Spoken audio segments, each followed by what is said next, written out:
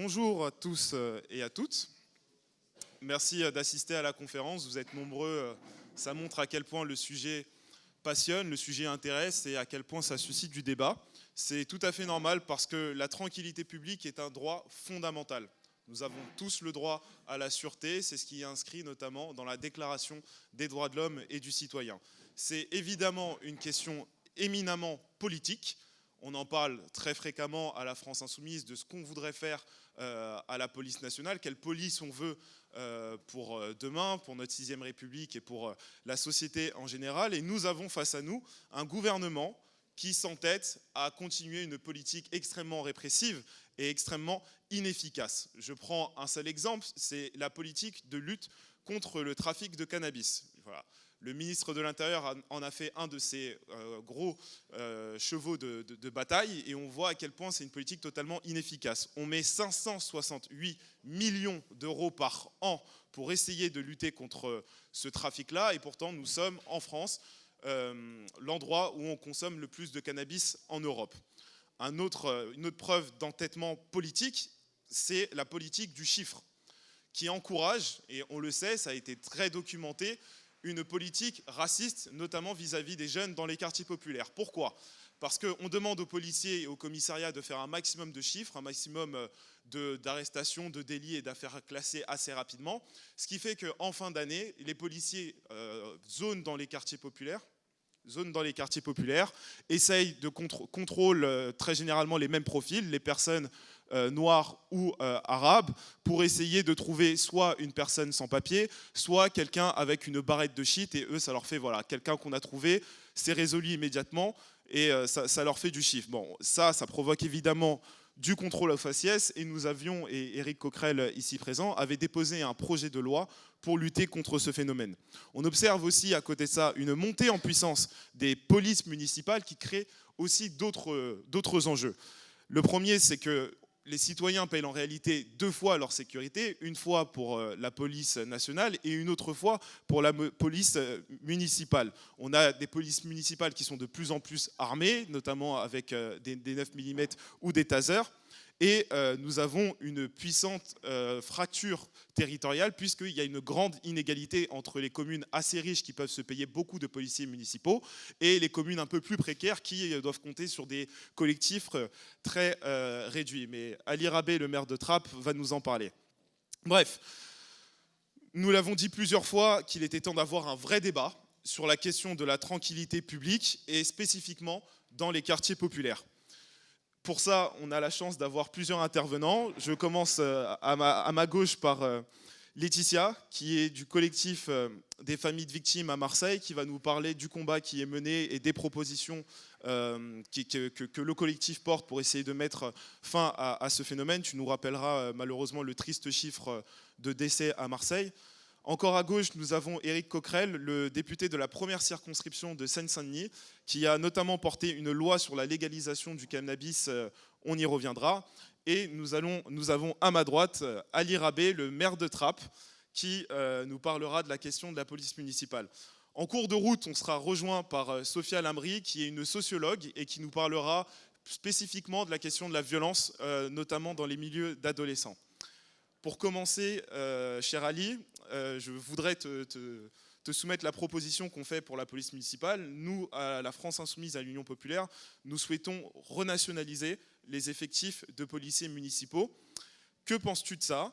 Toi, chez toi, quelles sont les missions de ta police municipale ? Et est-ce que tu peux nous donner un peu un avis général sur tout ça et sur ton expérience de maire ?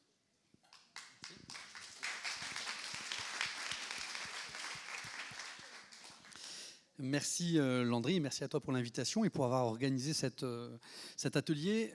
Évidemment, on aborde là la question de la tranquillité et des quartiers populaires, mais ce n'est pas le seul prisme par lequel on doit aborder les sujets qui concernent nos quartiers populaires. J'imagine que si vous êtes là, c'est que vous vous intéressez à ces sujets ou que vous en êtes vous-même habitant. Sur la proposition spécifique de la NUPES, de fait. Est-ce qu'elle est dans les 640 je ne sais pas si vous l'avez en tête, Éric, cette mesure de nationalisation de la police municipale. Moi, je suis un fervent partisan de cette mesure. Pour une raison très pragmatique déjà, très égoïste, c'est que ça me fera faire des économies. Et que ces économies, je pourrais les utiliser pour améliorer les conditions d'études des gamins, pour pouvoir intervenir plus utilement, pour les faire partir en vacances, etc. etc. Bonjour. Mais plus sérieusement, au-delà des économies à réaliser pour les municipalités, c'est un vrai sujet d'inégalité territoriale. Selon que vous soyez une commune riche ou une commune pauvre, une grande commune ou une petite, vous n'avez pas les mêmes moyens pour investir sur les sujets de tranquillité publique. Et on a mesuré, notamment sur la décennie 2010-2020, c'est la Cour des comptes, c'est pas moi, c'est les gens sérieux, qui donnent ces chiffres, que les effectifs de la police nationale ont décru. Mais plus grave encore, quand vous regardez les chiffres plus en détail, vous mesurez qu'il y a eu des choix politiques qui ont été opérés.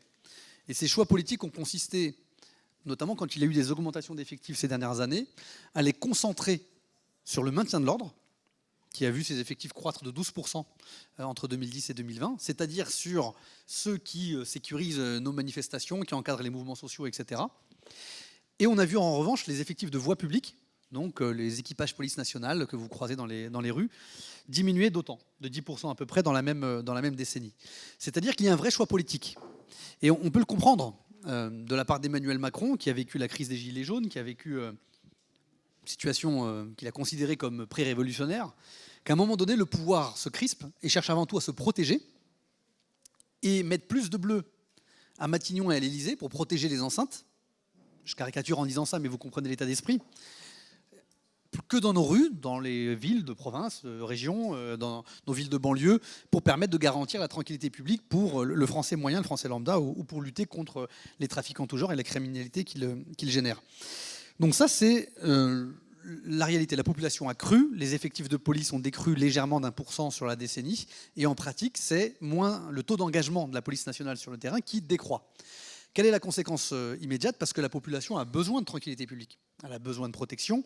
Et là-dessus, il ne faut pas s'illusionner, il ne faut pas se dire on est de gauche, on n'aime pas la police. Il ne faut pas céder d'ailleurs à la caricature et prêter le flanc à la caricature. On est de gauche, on n'aime pas la police. On n'a pas besoin de police nationale, on n'a pas besoin de service public régalien. On n'a pas besoin de police républicaine. Et quand on est de droite, on est le défenseur absolu de la police, quoi qu'elle dise, quoi qu'elle fasse, quels que soient ses actes. Et pourtant, on est là. C'est-à-dire qu'on a un gouvernement et des ministres de l'Intérieur successifs qui commettent l'erreur de se prendre pour les premiers flics de France. Ce n'est pas leur rôle. Ils ne sont pas flics, ils n'ont pas le droit d'utiliser une arme, un bâton. Ils ne sont pas formés pour, ils sont ministres, ils font de la politique. Mais on a des ministres qui défendent les policiers par principe. Et j'irai plus loin, on a même parfois des procureurs qui défendent les policiers par principe. Il y a eu une affaire assez visible, assez connue dans mon département, dans les Yvelines, à Chanteloup, où un tir de flashball d'un véhicule qui a pris 20 secondes pour s'arrêter et tirer bras tendu sur une gamine de 3 ou 4 ans, je crois, l'a défigurée à vie. Et la procureure de Versailles a été pointée du doigt par certains médias, dont Mediapart, parce qu'elle a littéralement étouffé l'affaire.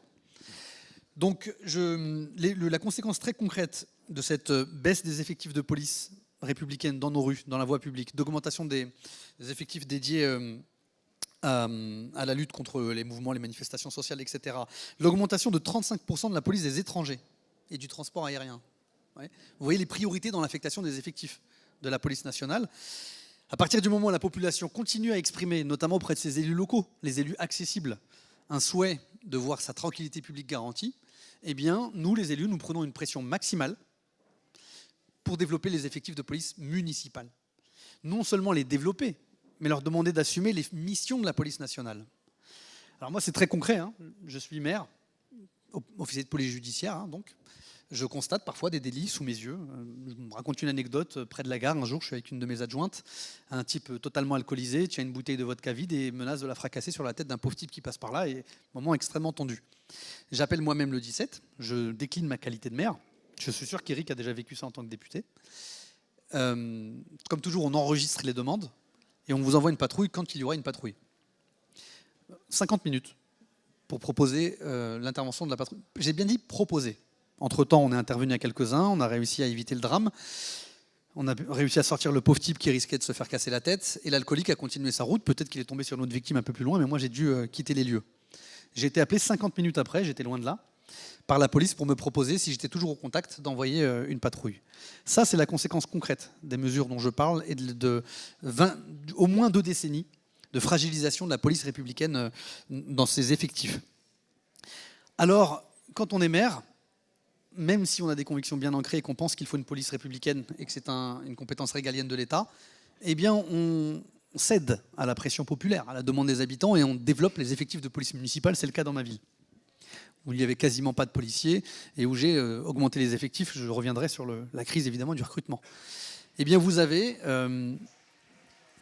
des polices, des effectifs de... Vous avez d'ailleurs un phénomène, ces 2-3 dernières années, beaucoup de policiers et de gendarmes quittent la police nationale et la gendarmerie pour aller rejoindre les polices municipales, qui recrutent donc pour compenser la baisse des effectifs ou les conditions dégradées de pratique pour les policiers nationaux, qui cherchent des meilleurs salaires parfois.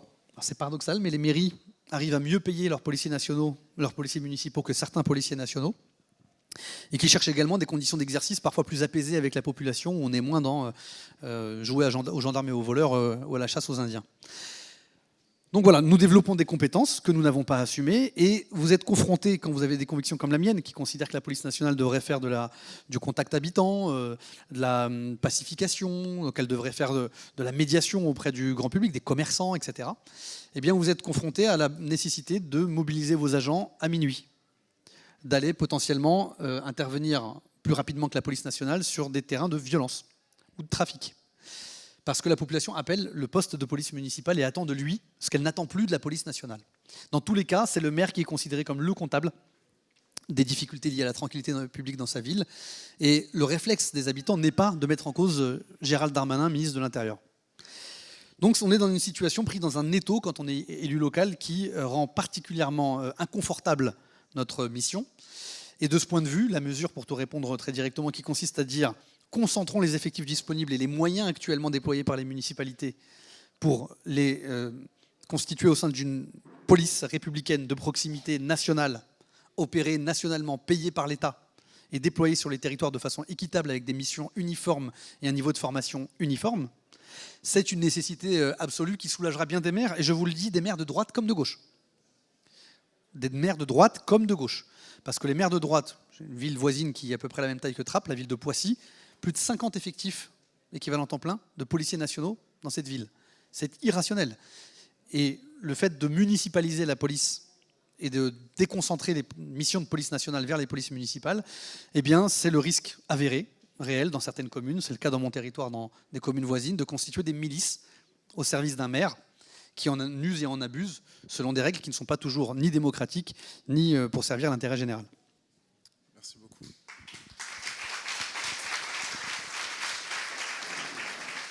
Merci beaucoup. Laetitia, donc je le disais, du collectif de victimes des familles.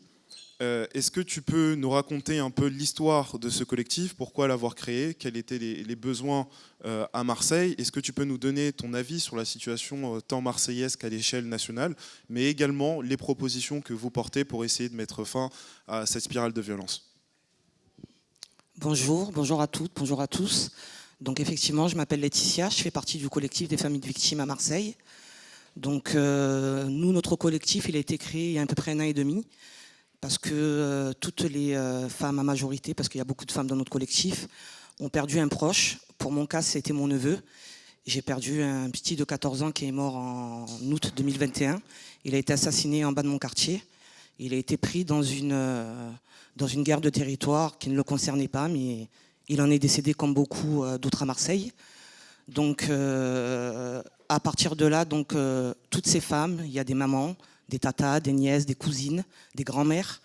On s'est concerté et en fait on s'est rendu compte que notre peine, notre tristesse, notre colère pouvait servir à bon escient pour peut-être éviter d'autres drames à d'autres familles.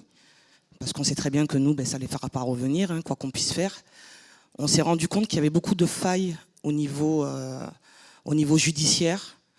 Ça a été vraiment quand même la première des causes qui ont fait qu'on s'est réunis, parce qu'on voulait que les dossiers de nos proches sortent, car à Marseille, ils sont de plus en plus classés sans suite, et c'est juste inadmissible pour une famille de savoir qu'on ne recherchera plus les assassins de ses proches. Et avec les nouvelles réformes qui ont été faites par M. Darmanin, parce qu'on échange beaucoup avec la police, il faut savoir qu'on leur demande de régulariser une affaire en moins de 3 mois, et 3 mois pour une affaire criminelle, c'est pas possible. En sachant qu'il y a un manque de moyens énorme dans la police aussi par rapport à ça. c'est quasi mission impossible. Alors nous, on nous donne des chiffres. La grande procureure, quand elle nous a reçus, nous a expliqué qu'une affaire sur 2 était résolue. Nous, dans nos collectifs, on est une trentaine. Il n'y a qu'une seule affaire qui a été résolue sur les 30 affaires. Donc on doit, je pense, ne pas avoir les mêmes chiffres. Peut-être. Ensuite, on s'est rendu compte aussi qu'au niveau des familles, il y a un statut sur les personnes décédées qui est mis à rude épreuve les heures qui suivent l'assassinat, de par les médias, de par le gouvernement. Dans mon cas, moi, M. Macron a parlé en des termes très peu élogieux sur mon neveu, un mois après sa mort. J'ai réussi à avoir des excuses filmées que récemment, donc il m'a fallu 2 ans pour les avoir, malgré mes mails à répétition à l'Élysée.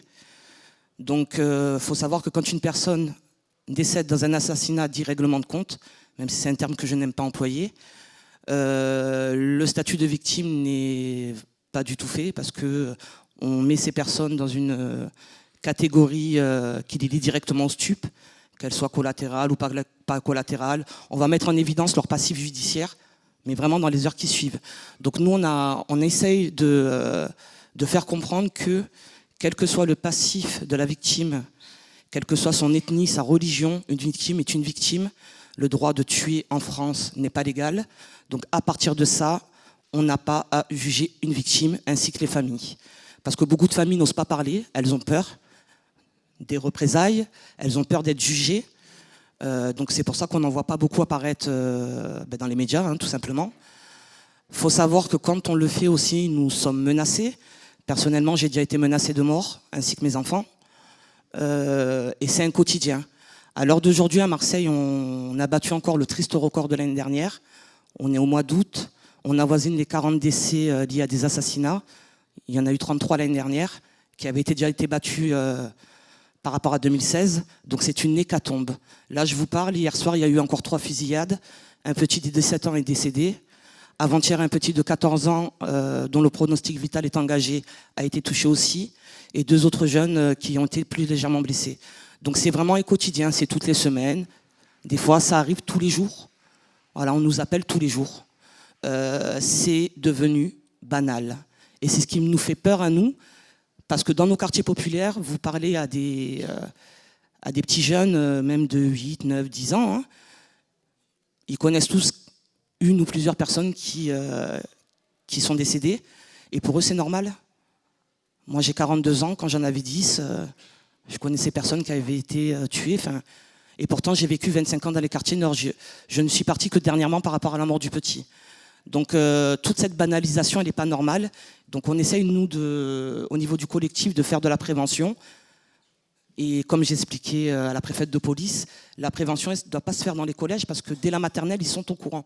Voilà, nous, dans nos quartiers, dès la maternelle, à 3 ans, et c'est un terme que j'emploie qui fait rire, hein, mais quand vous dites « ah, un petit de 3 ans », il sait ce que ça veut dire. Il sait que les guetteurs vont partir en courant parce que la police arrive. Dans les quartiers sud, ce n'est pas le cas.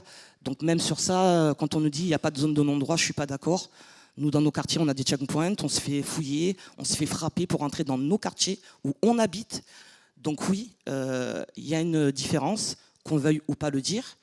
Ensuite, nous, on travaille beaucoup sur le cas des mineurs menacés. Pourquoi ? Parce que beaucoup pensent que tout le monde veut travailler dans les réseaux, dans nos quartiers populaires. Il faut savoir qu'il y en a beaucoup qui sont menacés, qui le font. C'est tellement devenu dur et compliqué pour eux. Il faut savoir que depuis un peu moins de 2 ans, c'est beaucoup des petits du Nord qui travaillent chez nous, enfin qui travaillent, ils ne sont pas appelés ça un boulot, qui font guetteurs, dealers, et des histoires, hein, mais vraiment, il faut le vivre. Hein. Ils dorment dans des caves, ils sont tenus par des pites, enfin, c'est de la torture ce qu'on leur fait. Et ils sont menacés de mort s'ils sortent de là. Donc nous, on essaie de les extrader de là. C'est très compliqué parce qu'on n'a pas de moyens. On n'est qu'un petit collectif, donc on fait tout en catimini. Quand vous entendez, lors d'un forum qu'on a fait dernièrement, un juge pour enfants qui vous dit eh ben, ces petits mineurs menacés, on n'a tellement pas de solution qu'on préfère les incarcérer. Ça a été dit publiquement, il a été filmé, hein, ce juge. Hein. Mais c'est le désarroi aussi de ces juges, quoi. Et des éducateurs, même eux ne savent plus quoi faire. Donc vous imaginez bien que nous, Donc on essaye de mettre ça en place, c'est assez compliqué. On essaye aussi de mettre en place une cellule psychologique pour les familles de victimes, parce que quand on vous annonce un assassinat, on ne vous le dit pas. Donc on part du principe que financièrement, c'est pas trop demandé. Un fascicule comme pour les femmes battues, où on expliquerait dessus avec tous les numéros appropriés, le numéro de la VAD pour ceux qui désirent voir une psy, des mesures de relogement. Enfin vraiment, on nous a dit oui, c'est possible, mais bon, on attend toujours, qu'on aimerait remettre aux familles lors de l'annonce des assassinats, parce que sur le moment, on n'entend pas ces informations. Peut-être que 1 mois, 3 mois, 6 mois après, comme ce fut mon cas pour moi, à ce moment-là, on va se dire, j'ai envie de voir un psy, je me rappelle qu'on m'avait donné un fascicule, peut-être que dessus, il y a un numéro qui pourra m'être utile. Voilà, alors c'est des petites choses, mais qui ont toute leur importance. Et je finirai par... je pense que... ça, c'est mon ressenti à moi. Je pense que le gros du problème, il vient aussi de nos quartiers. Une phrase que j'avais dit à l'époque, c'est que ils sont 15, on est 1200 au Marronnier. Ils sont 15. Alors ok, ils sont armés, mais ils sont 15. Nous, on est 1200. Si 1/10 de la population de ces quartiers se lèverait, je ne vous dis pas d'aller mener une guerre qu'on n'a pas à faire parce que ce n'est pas notre rôle, on n'est pas de la police, mais de dire, non, ici on est chez nous en fait. Avoir le... comment dire, le savoir-vivre qu'on avait il y a encore 10 ans en arrière, parce que c'est dans nos quartiers, on peut dire ce qu'on veut, il y a de la joie, il y a plein de bonnes choses qu'on oublie à l'heure actuelle, parce qu'effectivement, avec tout ce qui se passe et tous les trafics, c'est de plus en plus compliqué de vivre dans les quartiers, mais je reste persuadée que si tout le monde y met du sien, ça peut marcher, mais il faut les moyens et que les gens acceptent de faire des concessions, et c'est ça qui est un peu plus compliqué. Voilà.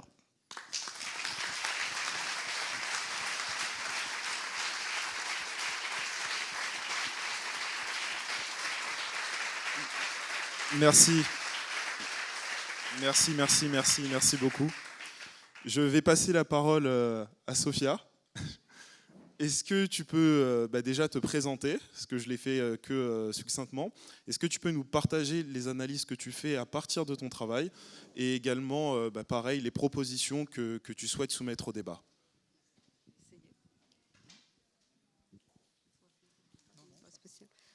Bonjour, donc Sophia Lamry. Je travaille sur le département de la Seine-Saint-Denis, que je connais très bien. Et donc c'est du point de vue de la Seine-Saint-Denis, département particulièrement cosmo-populaire, que je parle. Et je pense qu'il y a des grosses différences entre Paris et Marseille, Paris et Avignon, en ce qui concerne certaines unités d'habitation dépréciées, défavorisées, donc qui n'ont pas la faveur de ceux qui dominent. Voilà. Donc je suis le produit aussi de ce département, je dirais presque une caricature. Je suis issue de l'immigration, mais de celle qui est arrivée après-guerre, avec un père qui a été tirailleur, nord-africain, ouvrier, une famille nombreuse, famille ouvrière, mais j'ai grandi au Aubervilliers, ville communiste, avec un maire qui s'appelait Ralit et qui était assez attaché à l'éducation populaire, et je pense que ça a laissé sa marque. Au moins, on peut lui rendre hommage. Simplement pour vous dire, j'ai un vrai parcours sur le département, un temps long de colère, et ce qu'on entend ce matin, qui est un petit qui est encore mort à Marseille, c'est extrêmement touchant, émouvant. D'autant que moi, j'ai eu 20 ans au moment de la marche pour l'égalité. J'étais allée marcher aussi parce qu'il y a un petit qui était mort à la Courneuve. Alors peut-être que certains s'en souviennent.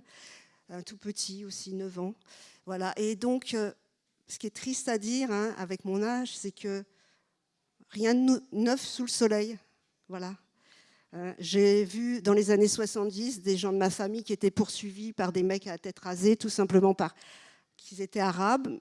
Voilà. Mais à l'époque, ils avaient la politesse de raser les murs, alors qu'à partir des années 80, leurs enfants ont relevé la tête pour dire haut et fort qu'ils étaient français et que français, ça ne voulait pas dire forcément porter les mêmes habits, manger la même chose, etc. Voilà, ça c'est pour l'histoire parce qu'on va fêter les 40 ans bientôt. Alors, dans mon activité professionnelle, j'ai été recrutée il y a maintenant 15 ans sur un poste. Alors, j'étais instite à la base, puis directrice d'école dans une école d'un grand ensemble, qui est un des premiers grands ensembles de France, qui s'appelle les 4000 logements, hein, et qui est le premier qui a fait la richesse de Bouygues, je crois. Et dans cet ensemble, c'était très intéressant d'ailleurs, parce qu'on avait, c'est une unité d'habitation où il y a quand même des transports. On n'est pas dans les quartiers hyper enclavés qu'on peut retrouver au bout de département ou dans certaines villes, d'autres grandes villes. Et pour beaucoup, on trouvait une diversité de population, un parcours de vie extrêmement étonnant. On pouvait avoir sur une même une barre, hein, parce que ça s'appelait des bars. D'ailleurs, quelquefois, il y avait une classe entière qui habitait sur le même couloir. Donc, on voyait la voisine avec ses chaussons, ses bigoudis, etc. Donc, pour dire que la tranquillité publique, ben déjà, elle est difficile parce que l'habitat a une forme de violence. Mais ceux qui arrivent là, souvent, sont très contents d'avoir un toit. Et ceux qui étaient là, ils venaient effectivement, soit le produit de l'histoire des migrations internes et des migrations françaises.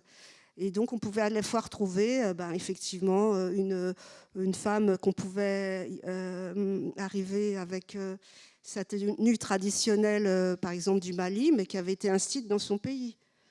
Et qui était confondue avec une femme peut-être qui était arrivée des campagnes d'une autre région du monde et qui, de ce coup, du coup, était rapprochée par les modes d'attribution des logements. On va rapprocher des gens qui ont des profils extrêmement différenciés socialement, des parcours de vie, et, dans les mêmes lieux. Mais ils font avec et je les trouve très valeureux. Alors, comme je dis, j'ai parcouru tout le département. Je suis médiatrice prévention violence scolaire, c'est-à-dire recrutée par l'Éducation nationale. Pour le coup, c'était une très bonne idée. C'était porté par un directeur académique qui s'appelait Marc Bablet. Je donne son nom parce qu'il a vraiment laissé de la marque sur le département. Et il a arrêté de travailler le jour où Blanquer est arrivé au ministère. Et il a vraiment un attachement au département et a trouvé une attention et une écoute par rapport à la souffrance à la fois des parents, des enseignants dans les écoles. Donc c'est les établissements scolaires, mais les établissements scolaires, c'est toutes les familles qui arrivent. Et les établissements scolaires, c'est les seuls lieux, l'espace public qui restent encore dans les quartiers de déshérence ou de pauvreté, et enclavés, tout ce que vous voulez. Il n'y a plus que l'école. Et dans l'école, il y a beaucoup, tout le monde est valeureux. Les enseignants qui viennent, tous ceux qui travaillent et qui font ce qu'ils peuvent. Et je trouve que la tranquillité, c'est pas gagné. Voilà, c'est pas gagné. Alors, ça m'a permis cette mission. Vraiment, j'ai vu à peu près 300 familles, autant d'établissements scolaires par an pendant 15 ans. Hein. Donc j'ai vu du monde, j'ai beaucoup de choses à dire sur les quartiers. Ce que je peux dire, c'est que, en ce qui concerne, je ne parle pas de l'enseignant parce que c'est quand même difficile. Ceux qui restent, c'est qu'ils ont trouvé quelque chose de très valorisant. Ce n'est pas le salaire, parce que c'est un salaire, on va dire, de merde. Ce n'est pas les conditions de travail, puisqu'ils ont une pression de plus en plus... Mais c'est, je crois, la puissance dans les quartiers qu'on a souvent marqués. Hein, on accentue les frontières entre les quartiers qui sont de la politique de la ville, etc. Et qui font vraiment des rencontres parce qu'il y a une belle humanité. Et je le dis vraiment, moi, j'ai travaillé que dans des situations difficiles, c'est-à-dire qu'on m'interpellait parce qu'il y avait des élèves qui mettaient tout l'établissement en difficulté parce qu'ils étaient soit violents, en crise, pour de multiples raisons. Mais pour aller vite, ce que j'ai compris, c'est que quel qu'il soit, quel que soit le milieu, parce qu'il y a vraiment des nuances, hein, une mixité de population, en vérité, dans ces quartiers, de parcours de vie assez extraordinaire, c'est que même lorsqu'ils étaient, surtout, je veux dire, parfois, lorsqu'ils étaient passés par la case de prison et délinquance, lorsqu'il s'agit de leurs enfants, parce que là, on les voit. Et là, on les voit. Le dernier que j'ai vu, c'était vraiment ce cas de figure-là. Ils sont extrêmement attentifs et attachés à la scolarité de leurs enfants. Ça les rend malades. Ils se rendent malades. Ils rendent leurs enfants malades. Dans une société où il n'y a plus de psychiatres. Voilà, moi, c'est ce que je dis. Notre plus grand drame, c'est ça. Il n'y a plus de psychiatrie et j'ai vu y compris des parents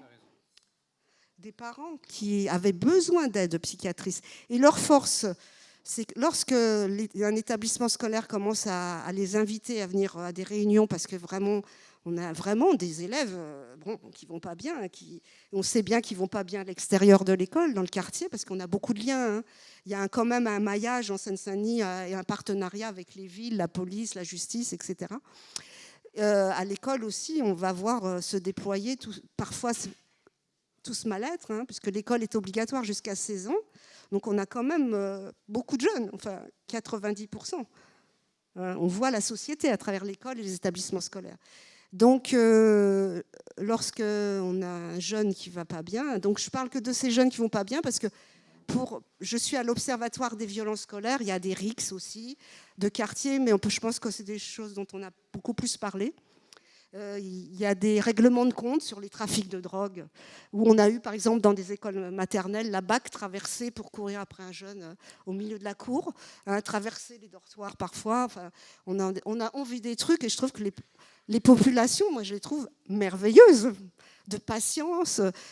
Les populations qui vivent dans ces quartiers difficiles ou concentrés, il y a une concentration urbaine terrible et qui ne va pas s'arranger avec les constructions des métropoles. Et avec les canicules, je ne sais pas ce que ça va donner, mais vraiment, je vais insister sur ce côté extrêmement courageux de pouvoir supporter tout ça, parce qu'on n'a pas le choix, en fait. Et moi, tous les jours, à chaque fois que je voyais des parents, je me disais, mais ils se présentent toujours très bien devant nous, et je vous assure que, je vous ai dit, le dernier que j'ai vu, c'était des gens qui sortaient, hein, j'ai eu des couples où les deux sortaient de prison, hein. Et puis des gens qui sont dans le travail, dans ce travail émietté. Enfin, je ne sais plus comment l'appeler, ce travail jetable, comme les mouchoirs. On se mouche une fois, on jette. Voilà. Donc on le voit. On voit des mères de famille à 5h du matin, on le sait. Elles se lèvent, c'est le grand frère, la grande sœur qui lève le plus petit.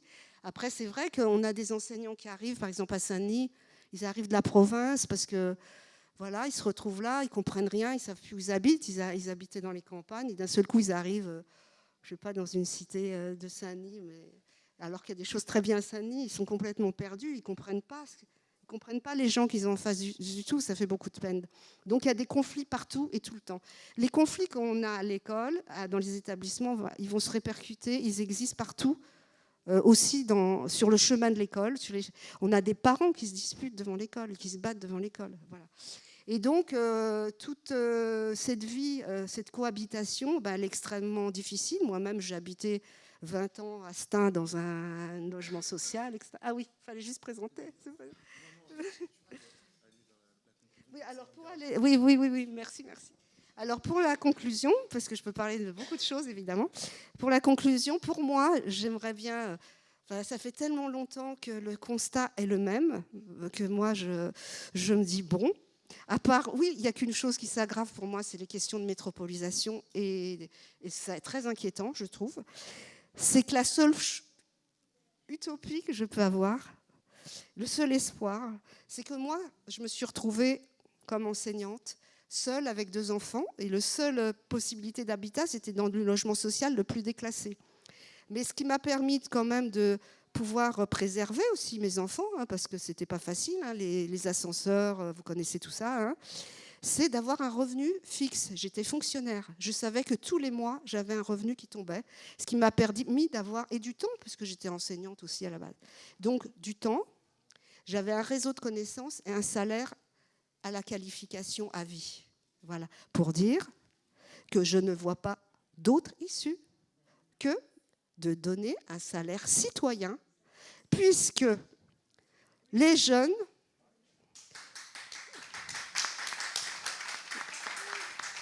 un salaire pour tous, un salaire citoyen, on réglerait beaucoup de problèmes, on aurait beaucoup moins besoin de police, de prison et tout ce qu'on veut. Et je ne vois pas, franchement, d'autres solutions à ce jour. Et du temps, parce que pour pouvoir éduquer ces enfants, puisque je suis dans l'éducation, il faut avoir un réseau de proches, de personnes sur qui s'appuyer, un réseau d'amis ou de références, un revenu stable et du temps pour soi, parce que moi je vois beaucoup de familles, de couples, de femmes aussi seules qui veulent avoir une vie amoureuse et leurs enfants, ça prend tout le temps. Voilà. Et le travail, ça prend tout le temps. Voilà. Donc, je suis pour cette utopie qui, j'espère, arrivera très vite, d'un salaire à la qualification et un revenu pour tous. Merci. Bah écoute, on construit cette utopie et on espère commencer à la mettre en œuvre dès 2027. Mais en tout cas, tout ce que tu proposes, on le porte dans notre programme. Alors, dernier intervenant, Éric Coquerel, je le disais tout à l'heure, Darmanin continue sa lutte effrénée contre le trafic de cannabis. Ça nous coûte extrêmement cher et on a du mal à voir les résultats. Toi, tu as porté au contraire une proposition de loi pour légaliser le cannabis. Est-ce que tu peux nous dire pourquoi est-ce que tu as proposé cette loi? Est-ce que également tu peux rappeler la cohérence des propositions de la France Insoumise qui se base sur une police de proximité et tout ce qui se suit? Merci Landry. Juste avant de répondre aux questions sur lesquelles tu souhaites que je m'exprime, dans la foulée de Sonia par rapport au débat qui nous est donné, il faut dire très clairement une chose, c'est qu'il ne peut pas y avoir de tranquillité sans dignité, respect des populations, justice sociale et, j'allais dire aussi, sans égalité d'accès à un certain nombre de choses, que ce soit la question du logement, la question de la santé, de l'éducation, de l'emploi, toutes choses qui... c'est pas vrai de penser que ce qu'on a appelé l'État social à la française, c'est-à-dire né après la libération, renforcée par des mesures en 80, entre la théorie et la pratique, on sait tous qu'il y avait des grandes différences. Mais n'empêche, il y avait quand même l'idée que c'était ça qui était un dessein commun. C'était vers ça qu'il fallait aller. Et le libéralisme et le capitalisme aujourd'hui ont détruit totalement ça. Et à partir de là, ça met dans une insécurité totale et dans une mise en tension des populations qui vivent en réalité du coup toutes les discriminations et qui n'ont comme retour finalement que le fait qu'elles doivent s'admettre que tout ça est normal et qu'il vaut mieux Uber que dealer, pour reprendre les propos de Macron. Donc ça, c'est la première chose. La deuxième chose, c'est que la tranquillité, on a fait un colloque à l'Assemblée nationale et on a aussi pris soin quand même de rappeler, je vais y venir aussi, c'est que les questions de tranquillité, ce n'est pas juste seulement les questions de violence institutionnelle. Je vais y venir, je vais en parler principalement, mais c'est aussi d'autres violences qui existent dans les quartiers, notamment les RICS, par exemple, hein, qui sont, beaucoup d'associations y travaillent, mais qui sont des véritables problèmes, notamment entre jeunes, etc., qui laissent aussi de beaucoup de victimes, et évidemment, toutes les questions liées au trafic. Bon, moi, je crois que d'un point de vue du sujet sur lequel tu me demandes que je m'exprime, notamment plutôt question de la police, on vit aujourd'hui une situation extrêmement dangereuse. Extrêmement dangereuse. Pourquoi ? Parce que en 81, quand la gauche arrive au pouvoir avec Mitterrand, Joxe met en place un plan de refonte totale de la police, notamment en lien avec justement toutes les dérives liées dans la période de décolonisation dont était responsable la police, etc. Donc il y a un plan de formation extrêmement important qui est mis en place. Et par exemple, pour vous donner une idée, à un moment donné, il y a des policiers, pas syndicalistes, policiers qui manifestent devant le ministère de l'Intérieur de Joxe avec des armes, ils les mettent tous à pied du jour au lendemain. Bien. Si je dis ça, c'est parce qu'on voit une situation comparable cet été avec les réactions de Darmanin. On voit des syndicats, et je n'ai pas envie d'utiliser le terme syndicat, des groupes factieux policiers plutôt d'extrême droite qui donnent leur loi et qui expliquent que tant qu'un policier sera mis en détention alors qu'il a été coupable manifestement de meurtre ou de violence policière avérée, eh bien, ils se mettront en arrêt maladie ou autre. Et non seulement le directeur général de la police leur donne raison, mais le ministre de l'Intérieur leur donne raison contre la justice. On vit donc un moment extrêmement dangereux. Tout simplement parce que moi, ce que je crains, c'est qu'il y ait une espèce d'autonomisation possible de la police, sous l'impulsion d'une extrême droitisation et notamment avec des groupes syndicalistes dont il faut se rappeler que pour une bonne part, elles font la pluie et le beau temps en termes d'avancement dans la police. C'est-à-dire que, par exemple, il vaut mieux être syndiqué à Alliance quand vous êtes dans un commissariat pour espérer une promotion qu'à un autre syndicat aujourd'hui par rapport au rapport de force qui est donné. Donc moi, cette situation-là est extrêmement inquiétante. Alors, elle est sur le fond d'une dérive idéologique. Mais ce que je veux dire par là, c'est que elle nourrit aussi une dangerosité qui vient de la police seulement. C'est-à-dire qu'on ne peut plus se contenter de dire, ce qui est vrai en partie, le problème de la police, c'est d'abord la doctrine d'utilisation de la police. C'est vrai en partie. Et maintenant, on a aussi un problème avec la police en tant que telle, ou en tout cas avec suffisamment d'éléments dans la police qui donnent le là pour qu'on ait tous les raisons pour être inquiets, à commencer par les jeunes dans les quartiers, dont c'est vrai que tu as raison de dire qu'une mère de famille, elle est inquiète quand elle voit son môme sortir, elle peut être inquiète parce qu'il va rencontrer des trafiquants et de tout ce qu'il peut y avoir comme dérive par la suite, mais elle peut aussi être inquiète quand il rencontre un policier parce qu'on ne sait pas ce qui va se passer par la suite. C'est ça la situation qui est réelle. Bon. Donc voilà un petit peu moi ce que je voulais dire en introduction. Et le fait que moi, j'ai cité hier Zaba sur les quartiers populaires, mais moi, je suis frappé dans la dérive qu'il peut y avoir par rapport à ça, sur les réactions par rapport à l'histoire par rapport à Naël, au meurtre de Naël. Moi, je relisais un peu des trucs sur les États-Unis après l'histoire du meurtre de Floyd.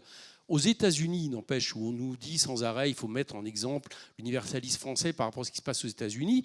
Dans ce qui s'est passé suite au meurtre de Floyd, il y a eu des émeutes extrêmement violentes. Des pillages extrêmement violents. N'empêche, jamais ça n'a remplacé le thème principal de départ, c'est le fait qu'il y avait eu un meurtre d'un jeune pour expliquer tout ça. Eh bien, nous, c'est ce qui s'est passé. C'est-à-dire qu'en quelques jours, le meurtre de Naël est passé de côté et le sujet majeur, c'était les révoltes dans les quartiers populaires qui étaient à bannir, etc., etc. Notre système s'est bâti là-dessus. Donc il y a quelque chose qui évidemment laisse pantois, parce que tant qu'on pense que la situation normale, finalement, c'est une situation où il peut y avoir des violences policières et puis ça passe crème tant qu'il n'y a pas de vidéo pour les dénoncer, ou que la situation normale, c'est les problèmes de logement qu'on connaît aujourd'hui, etc., et qu'il faut donc un retour au calme, et que ce qui est anormal, c'est que des jeunes, à un moment donné, s'exaspèrent, y compris avec des formes pour partie que je peux contester, il faut avoir le courage de le dire, mais n'empêche s'exprime parce qu'il y a eu quelque chose d'insupportable. On est dans une société un peu bizarre là-dessus et sur lesquelles je vais revenir. Moi, je crois que, pour répondre maintenant à la question très clairement et le plus vite possible, on a donc cette dérive de l'appareil policier en tant que tel, avec ce qu'il faut appeler effectivement un racisme systémique dans la police. Qu'est-ce qu'on entend par racisme systémique dans la police ? Je crois que c'est important à dire. Ça ne veut pas dire que tous les flics sont conscients, racistes de manière consciente. Y compris, c'est vrai qu'il y a dans les corps de policiers, il y a beaucoup de gens racisés. C'est vrai, on nous dit ça comme réponse. Mais ça veut dire que la police, en réalité, véhicule un racisme systémique, par exemple, qui est celui du fait qu'aujourd'hui, si vous êtes noir ou arabe, eh bien, vous avez 20 fois plus de risques d'être contrôlé sans avoir commis quoi que ce soit que si vous êtes blanc de peau, par exemple, au niveau des contrôles d'identité. Ça, c'est du racisme systémique. C'est-à-dire que c'est tellement intégré que ça reproduit cette forme-là. Donc on a déjà cette problématique, et évidemment qui se retrouve en confrontation dans les quartiers de manière terrible, ou autrement dit, on peut se faire contrôler 5 fois par semaine par des policiers qui vous ont déjà contrôlé, qui savent qui vous êtes, qui vont utiliser ça comme arme de contrôle social, et avec toutes les conséquences qu'on peut avoir. Bon. Moi, je crois que le basculement, c'est Sarkozy. Voilà.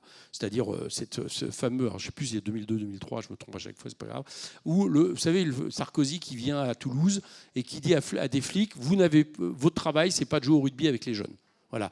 Donc, qui détruit la police de proximité, qui détruit l'idée même qu'à un moment donné, la police de proximité sert d'abord à la prévention avant de servir à la répression, que c'est son rôle premier. Et à partir de là, eh bien, on a un basculement qui s'enchaîne et qui fait qu'on passe des gardiens de la paix aux forces de l'ordre, avec des forces de l'ordre dont j'ai dit, avec le système qu'on connaît actuellement, où en plus, aussitôt qu'on peut contester peut-être le fait qu'elles soient surarmées, comme nulle part ailleurs en Europe, je vais revenir, qu'elles sont coupables de violences policières, comme on l'a dit, eh bien, on se fait traiter d'anti-flic parce que on a l'impression que c'est ça la norme. C'est une dérive extrêmement dangereuse. Juste, peut-être message d'espoir. On est un des seuls pays en Europe comme ça, aujourd'hui, il faut le savoir. Vous avez plusieurs pays européens qui ont créé un cadre d'association de travail sur ce qu'ils appellent la désescalade en termes d'utilisation des forces de l'ordre. Notamment, il y a l'Allemagne et autres, notamment dans les mobilisations sociales. On est un des seuls à ne pas y participer. Dans les grandes démocraties européennes, on est un des seuls à ne pas participer à ça, y compris, évidemment, parce qu'on fait autre chose et qu'aussitôt qu'un ministre paraît timidement remettre en question, par exemple, la clé d'étranglement comme Castaner avait fait, eh bien, il est débarqué en quelques semaines.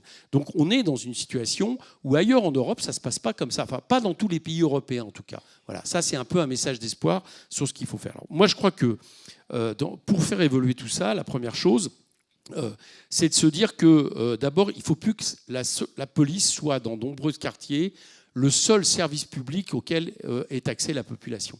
Voilà. Donc il faut remettre, évidemment les moyens en termes d'éducateurs, en termes de l'éducation, en termes des associations. Bon, tout ça, c'est quelque chose, j'y vais rapidement, je crois qu'on sera tous d'accord, mais juste pour le rappeler. C'est-à-dire que ça ne peut pas être juste remettre en question la police. Il faut faire en sorte à nouveau que tous ceux qui travaillent justement à la promotion sociale, en gros, des gens dans les quartiers, soient à nouveau pied d'œuvre. Et c'est vrai, Sonia a raison de parler des psys. Deuxièmement, en termes de police républicaine, il faut revenir à une police de proximité. Bon.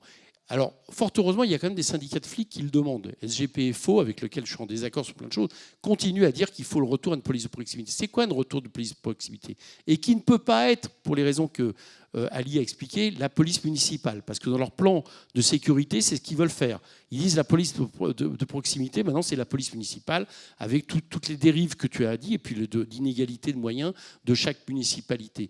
Une police de proximité, ça veut dire qu'on réouvre des commissariats. Ça veut dire qu'on revient sur les situations d'îlotiers, de flics connus par la population, de flics qui connaissent la population, qui savent que quand un jeune, tout d'un coup, il y a quelque chose, ils sentent une dérive, ils peuvent aller voir les parents en disant, vous savez, là, il y a un problème, etc. Enfin, ce qui a été le cas pendant de nombreuses années. Les îlotiers existaient. Bon. Et très franchement, il y a des flics qui le font. Hein. À Saint-Denis, moi, je connais des policiers en face du commissariat central qui pratiquent, qui ont même reconstitué des trucs d'îlotiers. Et ça se passe plutôt bien. C'est-à-dire qu'ils s'ingénient à aller dans le quartier dans lequel ils sont tous les jours. Donc, ça veut dire que ça tourne le dos à des institutions type BAC, type compagnie de sécurité et d'intervention qu'il faut supprimer. Parce qu'on ne peut plus avoir affaire seulement à des policiers qui sont des cow-boys et qui viennent de l'extérieur là-dessus. Deuxièmement, il faut évidemment revenir à une formation sérieuse de la police. On n'a pas arrêté de dégrader la formation de la police, notamment d'un point de vue de la déontologie. Il faut, effectivement, Jean-Luc l'a dit, il s'est fait sauter, il faut désarmer massivement la police. Quand on dit désarmer massivement la police, ça veut dire qu'il faut désarmer tous les policiers. Bien évidemment, il faut des brigades spécialisées qui agissent contre le grand banditisme et les dangers, et qu'eux aient les moyens par rapport à ça.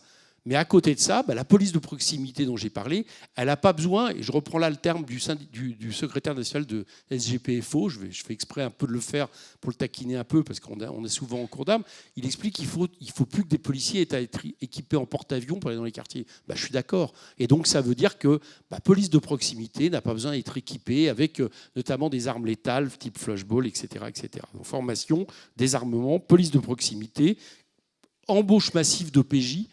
Parce qu'il faut rappeler sans arrêt que ceux qui mènent des enquêtes, nous en Seine-Saint-Denis, dans ma circonscription, il y a un déficit toujours extrêmement important d'OPJ. Bon, donc ça veut dire qu'il faut des forces de police qui soient formées, qui soient capables de mener des enquêtes et tout ça de prévention. Et pour répondre à ta question, oui, je crois aussi qu'il faut accompagner ça à un moment donné pour le fait de soulager les forces de police de certaines répressions quand elles sont inutiles. Aujourd'hui, la question du trafic de drogue et du trafic de cannabis, c'est comme la prohibition de l'alcool aux États-Unis dans les années 30. Voilà. C'est-à-dire que tant qu'on n'aura pas fait en sorte d'enlever la nécessité, l'utilité économique pour des bandes délinquantes d'utiliser le trafic pour se faire les fortunes qu'on connaît, eh bien ça continuera. Et Darmanin, il peut faire ce qu'il veut. Il peut faire les amendes forfaitaires. Il peut envoyer, moi ils me l'ont fait dans ma circo, je pense que c'est pareil à Marseille, envoyer telle compagnie de CRS pendant quelques jours qui vont occuper le terrain.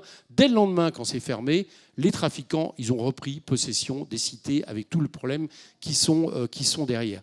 Donc, une des choses qu'ils peuvent faire, je ne dis pas qu'il faut arrêter de lutter contre le trafic de drogue, bien évidemment, et notamment donner les moyens aux douaniers, qui sont aussi des pions importants. Mais ça veut dire au moins enlevons-leur une partie de leur raison d'être. Au Canada, ça a été fait. Légalisation sous contrôle de l'État du cannabis, 60% de commerce illicite en moins. Déjà, je peux vous assurer que ça soulage un peu les choses.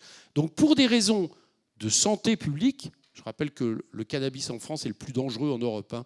Le taux de THC de cannabis en France est le plus dangereux en Europe et on est le pays le plus gros consommateur de cannabis. Ça, c'est juste pour ceux qui nous disent « Ah, mais si jamais on légalise, on va développer ça. » Eh bien, il faut légaliser. Et je pense même qu'il faut aller sur ce qu'ont fait les Portugais. Il faut dépénaliser la consommation de drogue. Quand je dis ça, ça ne veut pas dire qu'il n'y a pas de réaction par rapport à la consommation. Mais ce qu'ont fait les Portugais, c'est qu'ils ont donné au ministère de la Santé l'égide et la coordination de la lutte contre la drogue dans leur pays.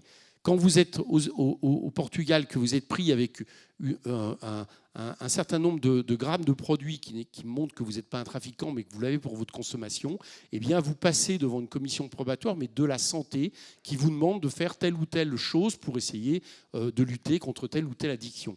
Eh bien, les Portugais, grâce à ça, par exemple sur l'héroïne, parce que c'était à cause de l'héroïne qu'ils l'ont fait, ils ont divisé par 10 la consommation d'héroïne en 20 ans au Portugal. Donc moi, je pense qu'il faut lier les deux.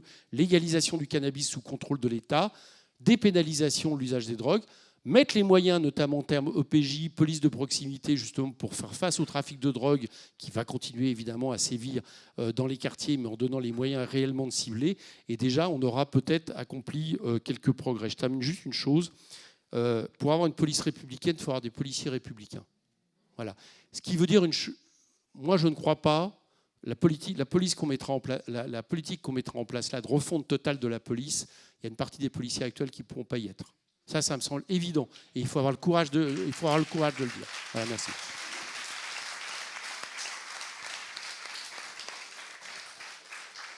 Merci beaucoup, Eric. Merci à tous les intervenants, à toutes les intervenantes. Vous l'avez compris, c'est un vaste sujet. On aurait pu parler encore de beaucoup de choses, notamment de la question du trafic d'êtres humains. En disant ça, je pense à la prostitution de mineurs. On peut parler de la question de la tranquillité publique des femmes dans l'espace public. Ça ne touche pas que les quartiers populaires, ça touche dans toute la France en général. C'est un vaste sujet et je suis sûr qu'on aura l'occasion d'en parler plus tard. Là, nous avons une possibilité de 30 minutes de questions-réponses. On va faire tourner un micro dans la salle. D'ailleurs, merci à Manon pour jouer ce rôle. On va essayer de faire de la parité aussi. Manon. Mais place aux questions.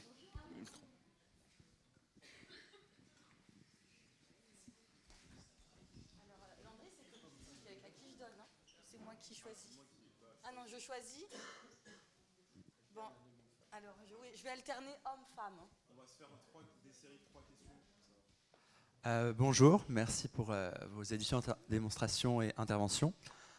J'ai 2 questions. La police de proximité a été certes une idée de gauche, développée par exemple le conseiller de Chevènement Affrin, mais aussi une idée développée à droite, on peut noter par Pasqua. Donc, qu'est-ce qu'on peut dire sur le bilan de la police de proximité quand elle a été mise en place? Ses problèmes, ses réussites et ses limites peut-être, puisque ça a été critiqué aussi dans le milieu antiraciste, la police de proximité et son instrumentalisation. Et deuxième question, on parlait de partis policiers, de racisme dans la police. Du coup, comment, face au problème systémique du racisme dans la police et en général dans la société, on forme les policiers à cette question-là? Comment on fait pour que dans chaque commissariat de France, la question antiraciste soit prise en compte, en fait, dans la formation des personnes? Je vous remercie. J'en profite juste pour demander à ce pour qu'on puisse prendre le maximum de questions, d'essayer de faire des interventions courtes comme ça vient d'être fait. Merci. Merci. Bonjour, je suis Zora Brigand de l'association Droit au logement pour les Alpes-Maritimes. Voilà, nous, ça fait 2 ans qu'on travaille sur les quartiers. Avant ça, on n'avait pas trop, en fait, on n'avait pas l'occasion de le faire et pas assez de militants, de bénévoles avant tout. Et ça fait 2 ans qu'on est pris là-dedans. La mission du DAL, c'est avant tout les expulsions et l'insalubrité. Là, c'est un peu nouveau pour moi. Donc, parce que, en fait, on a été acculés par la population. Leur problématique principale, c'est vraiment la violence. La violence générée par la police. On a des logements qui sont insalubres du fait de la police parce qu'ils rentrent, ils cassent les portes, ils fracassent, ils éventrent les canapés et les logements sont complètement détruits suite à des interventions de la police qui recherchent des gamins de 15 ans. Mais on a aussi donc des quartiers dans lesquels les gens ne peuvent plus rentrer chez eux sans d'abord taper à la porte en bas du bâtiment pour que voilà, en fait, les dealers ouvrent ces portes-là pour pouvoir rentrer chez eux et qu'ils se retrouvent, quand ils pointent ce problème-là, à avoir la porte de leur appartement cramée. C'est totalement nouveau pour nous. Et en plus, il y a les squats. Les squats, en fait, parfois ce sont des squats familiaux, mais parfois c'est des squats sauvages dans lesquels il y a plusieurs hommes adultes là-dedans. Et donc les familles qui habitent dans le même coin ont très très peur. Moi, je voudrais juste avoir en fait un peu l'expérience de nos intervenants et d'autres personnes pour savoir quels sont les meilleurs angles en fait pour pouvoir prendre en charge cette problématique. Pour moi qui ne suis pas du tout habituée. Voilà, merci.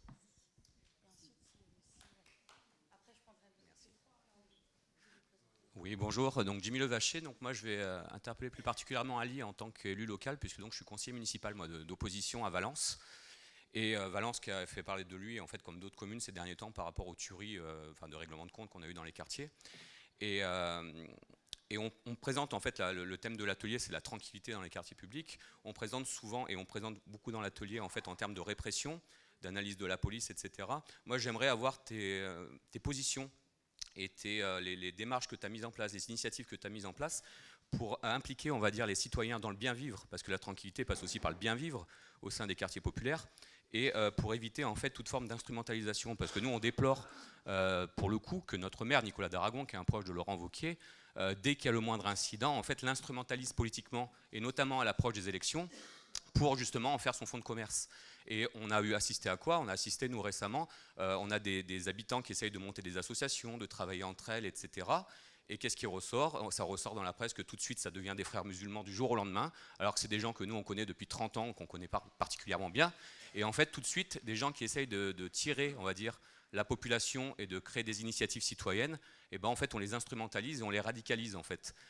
Donc, quelle initiative tu as mis en place en fait, sur ta commune, et qu'est-ce que tu nous conseilles, nous, de mettre en place sur des communes comme Valence, où c'est des phénomènes qui sont quand même relativement nouveaux, parce qu'on vivait bien à Valence, et on vit de plus en plus mal dans les quartiers de Valence. Merci. On va prendre une dernière question, comme ça on aura la parité. Si une dame veut poser une question. Bonjour. Moi, ça va paraître un peu comme un ovni, mais nous, on s'est installés à la campagne il y a 50 ans. On s'est rendu compte que on est arrivé dans une région désertifiée. On s'est rendu compte que le sol avait besoin des hommes et que les hommes avaient besoin du sol et des végétaux et des animaux pour vivre. Ça paraît complètement bête, mais il y a plein de gens qui ne s'en rendent pas compte. Parce que je dis qu'il y a beaucoup de la population qui vit hors sol. Donc, c'est le phénomène de l'urbanisme et tout ça. Et par rapport au quartier, moi, je suis très contente d'avoir entendu Éric Coquerel parler de la prohibition, parce que moi, c'est ce qui me vient tout de suite à l'idée, surtout avec les derniers événements qu'il y a eu. On est vraiment dans ce cas de figure, quoi. On interdit le cannabis, qui, lui, au départ, n'est pas tellement plus grave que l'alcool. On sait les dégâts que peut faire l'alcool. Et on arrive à des situations comme ça avec le trafic qui est catastrophique, quoi. Donc, je pense que c'est une des solutions qu'il faut vraiment envisager et qui empêche d'aller vers les drogues plus dures. Et la deuxième chose que je voulais dire, c'est que moi, on habite une région qui s'appelle les Cévennes, où les terrains ont été tous abandonnés. Quand vous abandonnez un chien, il crève de faim. Les sols des Cévennes, comme pas mal de sols, même des sols industrialisés, sont minéralisés à cause des engrais chimiques dans les Cévennes, à cause de l'abandon et l'envahissement des pins maritimes qui minéralisent les sols. On a besoin de gens qui s'occupent de la nature, des sols. Et moi, je pense que ça pourrait être un espoir pour certains jeunes des quartiers de créer par bassin versant de campagne, parce que là, moi, je parle de la campagne, par bassin versant, mais la campagne, des fois, touche la ville, hein, donc ça peut être proche de la ville aussi. Par bassin versant, des formations et pour arriver à faire une biorégionalisation, c'est-à-dire reprendre tous les écosystèmes à partir de la base et apprendre aux jeunes, entre autres, et même des fois dans les écoles. Bon, nous, on a beaucoup fait d'animation pédagogique dans les écoles. Apprendre à retrouver le sens des métiers ruraux, voilà, qui peuvent être, on a eu des expériences chez nous, pour des jeunes des cités qui ont beaucoup apprécié avec certaines associations, des expériences comme ça, de retrouver, et il y en a qui ont même trouvé un débouché de boulot, voilà. Merci beaucoup. On va faire une première série de réponses.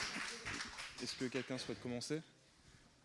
Liv, tu as été interpellée directement.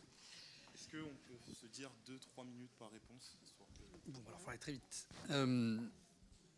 Alors pour répondre aux camarades de Valence qui me demandent ce qu'on fait effectivement à côté des actions de police pour garantir la tranquillité publique. Bon, déjà, il faut clairement comprendre que et notamment dans la suite des émeutes, c'est le discours que j'ai voulu porter dans les médias. On parle beaucoup des violences policières, bien sûr, et ça mérite en soi d'en faire un sujet de société et de l'évoquer dans le cadre de ces amphis. Mais pour moi, ça reste l'étincelle malgré tout. C'est un sujet en soi. Je connais particulièrement, moi, les discriminations, les violences policières. Depuis que je suis môme, j'ai eu le malheur de le dire d'ailleurs en tant que maire. Je peux vous dire que j'en ai pris plein la gueule de la part de la police. J'ai une réputation dans mon département en la matière d'être un maire anti-flic. Mais malgré tout, ça reste l'étincelle. Et c'est toujours la même étincelle, c'est clair, qui provoque les émeutes. Mais le terreau, le carburant, il est là. Il est là en permanence. C'est la situation de désespérance sociale. Les problématiques de pauvreté, les problématiques de chômage, de déshérence, la persistance du trafic, effectivement, permis par la prohibition à l'œuvre. Et tous ces sujets, on ne les traite jamais entre deux émeutes. On ne les traite pas, parce qu'on n'a pas l'espace médiatique et la disponibilité intellectuelle pour le faire au moment où les quartiers brûlent. Et que dès que le dernier feu a été éteint, on n'en parle plus du tout. C'est l'effacement médiatique et on en parlera aux prochaines émeutes pour se demander avec la même naïveté, en tout cas pour certains qui font semblant d'être naïfs, ce qui a pu amener le pays dans un tel état. Donc c'est concrètement la prévention générale, en gros, est spécialisée, mise en œuvre par les associations d'éducation populaire, la collectivité en tant que telle pour Trappes, sont importantes tout au long de l'année, mais elles sont insuffisantes. Parce que, encore une fois, si on traite un seul aspect du problème, on ne pourra pas éteindre les futurs incendies. Mais ce qu'on essaye de faire à Trappes, modestement, on n'a pas de formule magique et on n'estime pas que tout est exportable. En tout cas, moi, je suis maire depuis 3 ans et depuis 3 ans, je tente des choses avec mon équipe. Et c'est l'un des sujets principaux qui mobilise parce que j'ai voulu être élu pour ça, pour ces quartiers populaires, pour cette jeunesse désœuvrée et parfois condamnée à la naissance. Et je te passe évidemment sur tout ce qu'on fait depuis la crèche pour lutter contre les inégalités de naissance, pour éviter que les destins soient prédestinés au berceau et pour permettre à chacun de trouver son parcours de réussite. Mais on a des actions et des moyens particulièrement dédiés aux jeunes dont on sait qu'ils sont en situation de décrochage scolaire, qu'ils traînent en bas de chez eux et qu'ils sont disponibles à des trajectoires de délinquance qui peuvent les condamner et condamner leur environnement et leur entourage.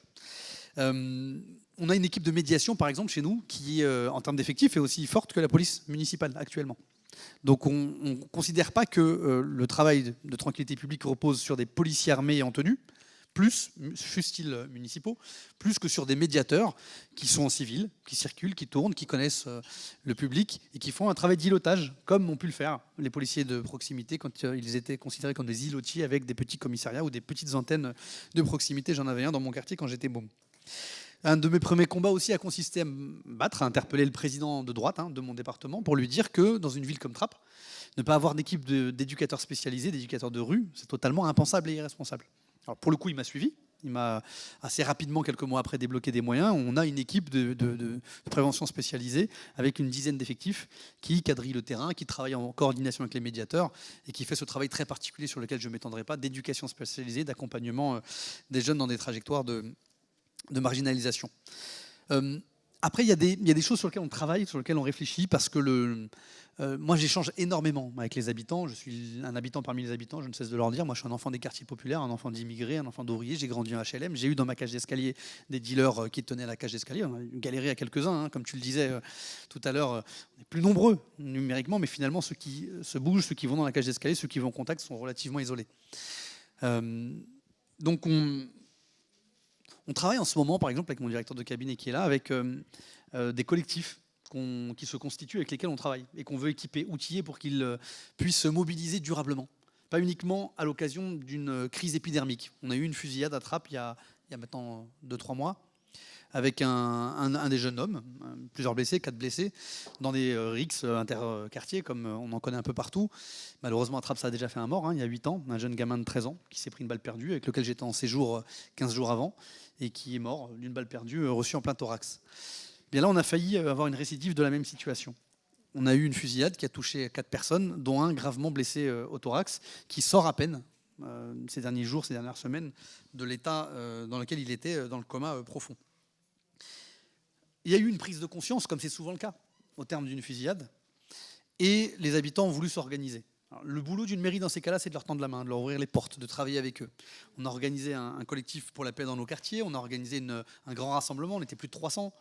Alors c'est cocasse parce que le quartier dont je vous parle est à 200 mètres du commissariat, qui n'est plus un commissariat, qui est un ersatz, qui est un embryon de commissariat, puisque les réformes successives ont conduit à concentrer les commissariats au niveau des agglomérations et à garder des commissariats croupions. C'est exactement l'inverse de la logique de l'îlotage. Et donc on a organisé ce collectif et on accompagne ces habitants qui prennent des initiatives. Il y en a qui font des patrouilles. Je dis ça pour utiliser le vocable de la police nationale volontairement, mais qui circulent, qui tournent à plusieurs, qui vont dans les cages d'escalier, qui éloignent les trafiquants. On constate, comme à Marseille, effectivement, qu'il y a maintenant une professionnalisation du trafic qui aboutit à ce que ce soit des jeunes qui viennent d'ailleurs, y compris de l'extérieur de la ville, qui viennent comme dans une logique vraiment de salariat, avec des agences d'intérim qui vont les recruter pour des missions, et qui viennent tenir les points de deal chez nous à Trappes dans certaines cages d'escalier. Donc on essaye justement de lutter contre ça en étant vigilant avec les habitants. À chaque fois qu'un jeune est identifié comme n'étant pas habitant du quartier, lui demander de quitter la cage d'escalier et de ne pas encombrer le passage des habitants. Et alors je voudrais vraiment abonder dans, je pense qu'on le sous-estime et que moi-même comme maire, avant d'être maire, je ne l'avais pas perçu, les questions de santé mentale dans nos quartiers et de déshérence de la psychiatrie en France sont des sujets absolument majeurs. Les 2 derniers homicides dans ma ville sont le fait de dérangés psychiatriques qui sortaient d'hôpital psy, qui n'étaient pas accompagnés, hospitalisés convenablement et qui ont buté la première personne qu'ils ont croisée. Enfin, en l'occurrence, pour le dernier homicide, le premier type qu'il a croisé, un pauvre homme de 60 ans qui ne demandait rien à personne et qui bronzait tranquillement sur un banc. Et pour l'avant-dernier, sa mère et sa sœur. À l'époque, on avait eu, c'était pendant les grandes gloires de la stigmatisation de Trappes dans les médias, les hélicoptères de BFM, de CNews, tout le monde débarquait dans la ville et on a découvert finalement que c'était un dérangé psy qui tuait sa mère et sa sœur et pas un islamiste, un de plus, qui, à la demande du maire de Trappes, allait organiser des attentats. On a organisé quelque chose, donc voilà, sur la santé mentale, je pense qu'on ne peut pas ignorer ce sujet-là si on veut parler de nos quartiers, des problèmes de délinquance, etc. Une anecdote que je veux partager avec vous parce que ça me donne de l'espoir. Un truc que j'ai tenté en me disant ça ne va pas marcher, mais je tente quand même. Moi, je crois vraiment au dialogue police-jeune, police-population, mais police-jeune en particulier. Il y a un de nos quartiers où les interactions étaient systématiquement explosives. Systématiquement.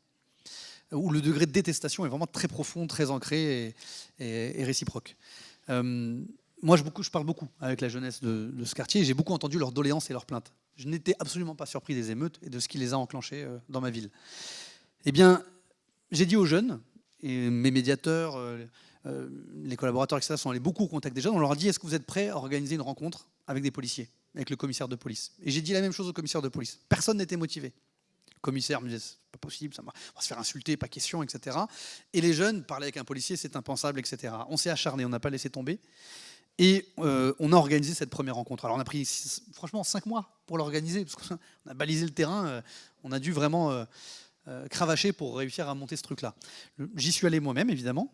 Je fais venir le commissaire, il est venu avec 2 effectifs à ses côtés, en tenue, et on était convaincus que ça ne marcherait pas. Enfin, franchement, je doutais jusqu'au moment de l'enclenchement de la réunion. On n'a pas voulu faire venir des jeunes gentils, sympathiques qu'on croise dans les associations qui font du soutien scolaire. Ça ne sert à rien. Ceux-là ne sont pas délinquants, ne sont pas martyrisés. Et ça ne sert à rien à part se donner bonne conscience. On attendait l'arrivée des jeunes qui, comme d'habitude, sont toujours en retard. Dans nos quartiers, on est toujours en retard, c'est un principe, jusqu'au maire. Et on s'attendait à avoir 3-4 jeunes qui nous avaient vraiment pris l'engagement de venir, mais parmi les durs du quartier, dont on savait, certains qui ont fait de la prison, certains qui ont fait de la comparution immédiate, etc. Je suis désolé d'être trop long, mais ça, j'y tiens beaucoup de le partager avec vous. On a eu une vingtaine, ouais, tu as raison.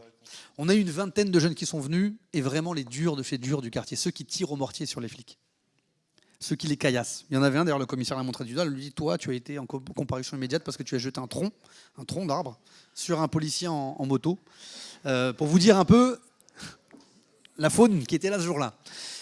Et j'en étais extrêmement fier dès le démarrage, même si j'étais un peu inquiet, je ne vous le cache pas, parce qu'il y avait un déséquilibre des forces, c'est le moins qu'on puisse dire, parce qu'on a réussi à faire venir, pour rencontrer des hommes en uniforme, les vrais jeunes des quartiers qui ont des difficultés avec la police. Ils ont pu exposer pendant près de 2 heures leur brimade quotidienne, leur humiliation, les contrôles aux faciès, les amendes, la multiplication des amendes pour rien, pour les ruiner, etc. Ils ont raconté leur réalité en détail. Le commissaire a pied à pied répondu, de façon républicaine, ferme, mais il a surtout écouté.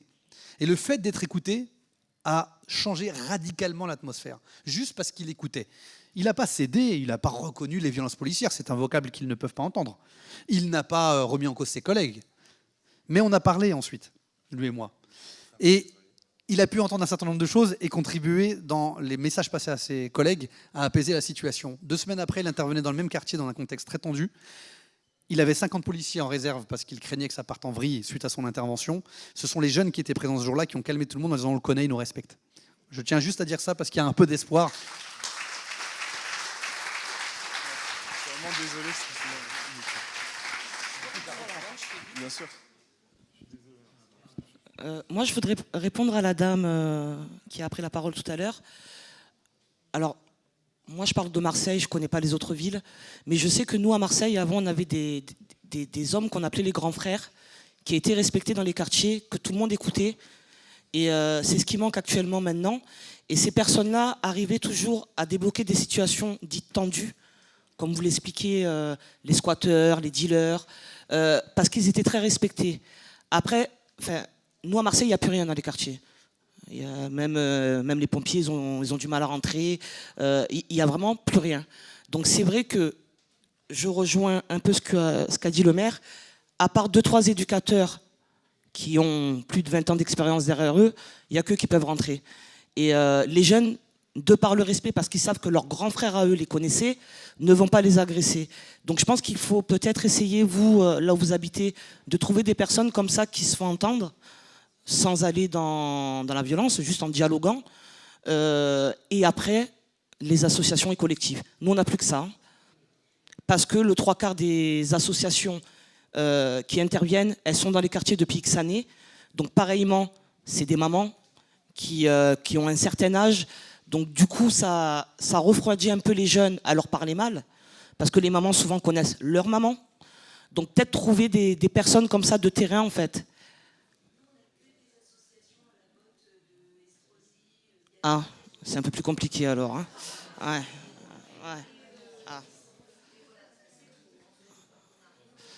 Ah non, nous, nos associations, c'est quand même des personnes issues des quartiers populaires et qui y vivent depuis X années, quoi. Alors, j'ai pas de réponse là. Je peux passer. Eric, Ah mais moi je vous rassure, hein, j'ai vécu 25 ans dans mon ancien quartier au Marronnier. À l'heure d'aujourd'hui, ça fait qu'1 an que je suis partie, si j'y retourne, on m'agresse. Et pourtant tout le monde me connaît là-bas. J'ai fait les 2 ans de mon neveu l'année dernière, les 1 an. Les 2 ans, j'ai pas pu les faire cette année parce que ça tire tout le temps et qu'ils ne nous connaissent pas en fait, ceux qui sont là maintenant. Donc je peux comprendre votre... Ouais, c'est compliqué là. Non, enfin bon, il y a eu quelques interpellations, notamment sur le bilan de la police de proximité. Non, j'ai pas le bilan pour tout dire. Par contre, on a le bilan de la disparition de la police de proximité. Et lui, il est catastrophique. On va dire, et je crois que ça, tout élu, tout habitant des quartiers populaires ne peut que le constater. Voilà. Inévitablement, il faut le dire. Je l'ai dit tout à l'heure, mais l'arrivée de Baqueux dans des quartiers est une catastrophe. Voilà, point. Parce qu'en plus de ça, ça n'atteint même pas son objectif. Ça atteindrait encore l'objectif, on pourrait le voir comme ça, parce qu'effectivement, le trafic est une chose insupportable. Bon, le fait que c'est profondément juste ce qu'a dit Alice, c'est-à-dire que le trafic de drogue, c'est le capitalisme à l'échelle la plus pure. Et donc, eux, pour arriver à ils ont fait un calcul très simple. Ils ont calculé qu'entre le trafic tel qu'il était fait il y a quelques années, où c'était, vous savez, l'image un peu symbolique du jeune guetteur, dealer qui emmenait les cabas de la grand-mère qu'il connaissait, etc. Et puis le fait d'amener des gens maintenant de l'extérieur qui n'avaient pas de liens sociaux, et ben, c'était vachement plus rentable. Donc ils l'ont fait. Bon, donc tout ça est une plaie pour les quartiers. Enfin, quand j'appuie sur la question de retour à la police de proximité, c'est aussi par rapport à cette utilité. Moi, la seule chose que je constate concrètement, c'est que dans les quartiers où il y a beaucoup de trafic de drogue, quand il y a une présence humaine, ça va quand même mieux. Voilà. Des fois, par exemple, les bailleurs ont été obligés de mettre un peu plus, parce que ça passe aussi là-dessus, on n'en parle pas assez. Mais la suppression des concierges, par exemple, c'est quelque chose d'absolument dramatique dans les quartiers. Eh bien, quand ils ont été obligés de réagir en mettant ne serait-ce qu'une présence, ça n'a pas supprimé le trafic, mais ça a juste fait reculer 200 mètres, qui fait que ça devient un peu plus supportable pour les gens qui habitent dans la cité. Eh bien, un peu de la même manière, là encore, c'est l'exemple des policiers dont je vous parlais à Saint-Denis, qui ont refait le boulot des lotiers par eux-mêmes. Ils m'expliquent qu'eux, ils arrivent quand même globalement à avoir des rapports. Donc, moi, je pense que le bilan, à mon avis, me semble évident. On a parlé de... Il y a une autre chose dont on n'a pas parlé tout à l'heure, dans la question du contrôle social sur les quartiers, c'est l'utilisation des amendes forfaitaires. Là, ça devient explosif. Nous, on fait un colloque le 21 septembre à l'Assemblée là-dessus, et notamment pendant le Covid. Moi, je ne sais pas dans mon quartier, mais nous, il se trouvait qu'il y avait plein de jeunes qui recevaient des amendes qui n'ont pas vu de policiers, quoi. Et quand je dis des amendes, c'est des amendes de 1 000 € par jour.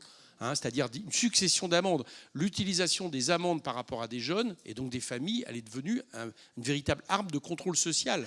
Mais de contrôle social qui, au bout d'un moment, déstabilise complètement et insécurise parce que c'est des telles sommes que c'est plus supportable. Donc ça, c'est aussi une question, évidemment, qui renvoie avec le fait que Darmanin veut développer les amendes forfaitaires sur la question du consommation de cannabis, qui est évidemment un souci. En termes de formation, je voulais juste dire une chose, et notamment dans l'éducation des jeunes qui compte beaucoup. Moi, je crois, mais ça, c'est pas seulement vrai pour les quartiers, mais dans le rapport à la violence, je crois qu'il faut absolument qu'au niveau de l'éducation nationale, il y ait une vraie formation à l'utilisation du numérique, des réseaux sociaux, etc. Voilà. Ça, je crois que c'est quelque chose qui se développe et qui fait à certains moments qu'on bascule d'un monde dans lequel on est habitué à avoir de l'hyperviolence en termes de réseaux sociaux et puis aussi d'autres travers que peuvent avoir les réseaux sociaux en termes d'harcèlement, etc., de personnes, sur quelque chose qui devient insupportable. Et ça, c'est un peu comme le problème du manque de psy qui a été relevé. Je crois que dans l'éducation nationale, à l'école, on doit éduquer, on doit former à ce nouveau média qui est extrêmement important, qui est devenu le numérique, les réseaux sociaux, etc. Ça aussi, ça fait partie, à mon avis, des questions de rapport de violence. Alors, je sais que je sors un tout petit peu du sujet, mais je voulais quand même le préciser. Dernier détail là-dessus aussi sur le trafic. Et sur toutes les questions. Moi, ce que j'observe, c'est que le trafic, il se développe d'autant plus quand vous avez des cités populaires dans lesquelles, avec des projets en rue, on a des projets de destruction qui laissent des immeubles de plus en plus vides à côté, etc. Enfin, je veux dire, il se nourrit de ça. Donc la question... j'allais dire, de tranquillité des quartiers, elle est aussi liée à la question du logement. On a eu un débat tout à l'heure, mais qui est aussi une question de fond. À partir du moment où il n'y a plus de dignité et respect des populations dans le fait de pouvoir habiter de manière décente dans les quartiers où ils vivent, inévitablement, ça laisse place à une économie de délinquance extrêmement importante qui se nourrit de ce vide, plus le vide laissé par la disparition des services publics, éducateurs, etc. Voilà, c'est aussi quelque chose que je voulais préciser.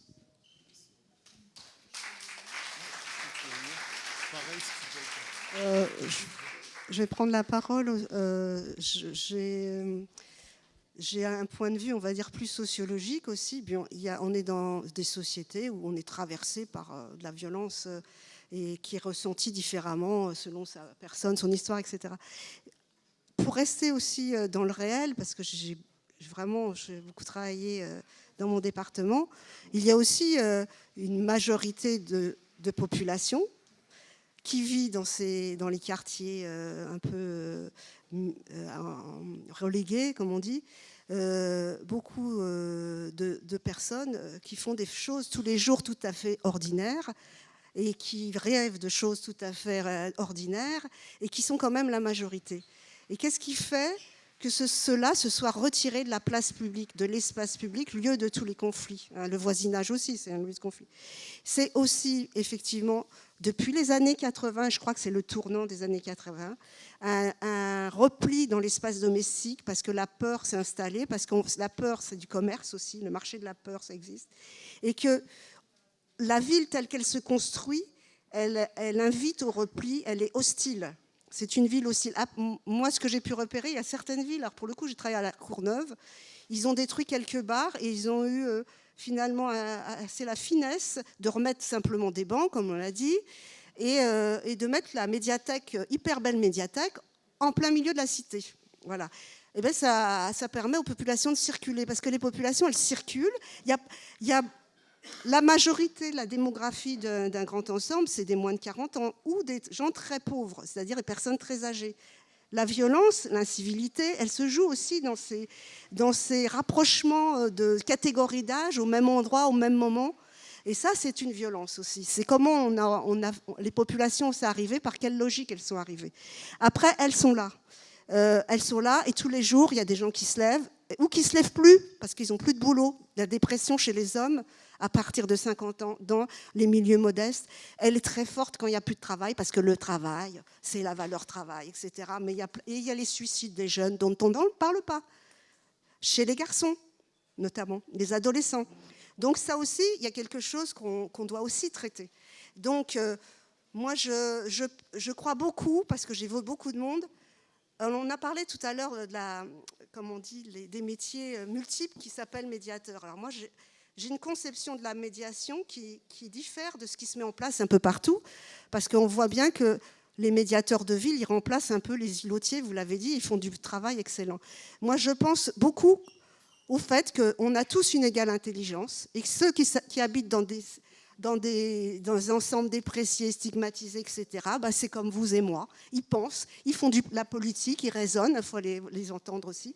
Eh bien, ils ont aussi tout à fait la capacité, et c'est comment on va les aider, les accompagner, pour trouver, parce que la résolution des conflits, parce que résoudre des conflits, ça peut éviter la violence, c'est pour ça qu'on parle de médiation, hein. C'est quand les conflits n'ont pas été résolus qu'on arrive à la violence. Donc, il y a une capacité, et ça a été prouvé chez les groupes humains, quels qu'ils soient, de réguler eux-mêmes le vivre ensemble. Mais à quel moment, comment on peut les aider, les accompagner, parce qu'il faut du temps, il faut un peu d'argent, pour être eux-mêmes force de proposition pour améliorer le vivre ensemble. Ils rêvent tous de ça. Après, juste pour la jeunesse, il faut se rappeler que dans les grands ensembles, on a une surreprésentation des moins de 40 ans. Avec les adolescents, ce ne sont pas les plus nombreux, généralement c'est les petits, mais les plus bruyants, on les compte parmi les adolescents, et ceux sortis effectivement du système scolaire. Après, il y a une dame qui a posé une problématique qui m'intéresse, quand vous avez parlé de la question des campagnes. Et moi, je pense, parce que je suis allée au rassemblement sur le Larzac cet été, et que j'ai entendu des urbanismes, il y a vraiment de quoi s'inquiéter dans toutes les grandes métropoles. On va avoir une concentration humaine énorme qui va partir du Paris au Havre pour nous, et puis c'est divisé en 4, hein, les mégapoles. Et cette concentration humaine, pour moi, si derrière on a effectivement des gens qui sont hors emploi, qui sont là juste comme variable d'ajustement, je ne vois pas comment on va s'en sortir, hein. Donc il y a de quoi réfléchir et se dire où va-t-on, comment va-t-on nourrir ces populations quand il n'y aura plus de pétrole et que les îlots de chaleur... Parce que là, dans les villes, on crève. Et on crève où? Dans les cités, hein. On meurt aussi, parce qu'il fait chaud. Donc la question de la métropolisation, comment ça va impacter les plus pauvres? Comme pendant le Covid, c'est les premiers. Voilà, c'est tout. Merci beaucoup. Alors, je suis désolé, on va devoir bientôt libérer la salle, comme il est déjà 15h. Ce que je vous propose, si les intervenants sont d'accord, c'est à la fin prendre quelques discussions informelles devant la salle. En tout cas, je vous remercie pour votre présence. Merci aux intervenants pour la qualité des échanges et pour les réponses.